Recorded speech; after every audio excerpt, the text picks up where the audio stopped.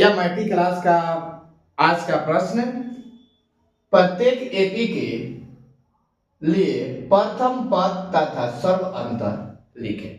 देखिए हम जानते हैं एपी में क्या होता है, सर्व अंतर जो होता है वो उसको डी मानते हैं, ठीक है बच्चों, और प्रथम पद को ए मानते हैं, ठीक है। तो हमारा काम इतने का इसमें अभी नहीं। तो प्रत्येक एपी के लिए प्रथम पद तथा सर्व अंतर लिखे।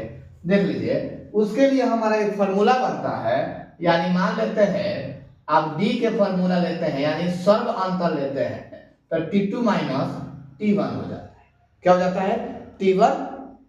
T2 में से T1 को घटा देंगे। इतना आप क्लियर हो गए। अब देख लीजिए तो इसमें T2 और T1, तो यह क्या है? T1 है, यह T2 है, T3 है, T4 है, ठीक है। इसी संख्या क्या हो रही है? बढ़ती क्रम में जा रही है, ठीक है। और देख लीजिए तो हम जानते हैं यह कितना हो गया? T1, T2, T3।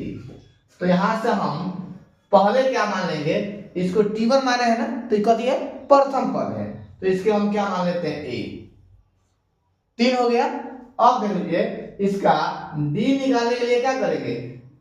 T2 में से T1 निकालेंगे, तो T1 है और T2 है, ठीक है। अब देख लीजिए तो D के लिए क्या करेंगे? T2 कितना है? 1 और T1 कितना है? 3। तो D के मान कितना हो जाएगा? -2। तो A हमारा कितना निकल गया? ऊपर से आई 3 और D कितना निकल गया हमारा? D के मान 2, यानी यही 2 हमारा क्या हो जाएगा?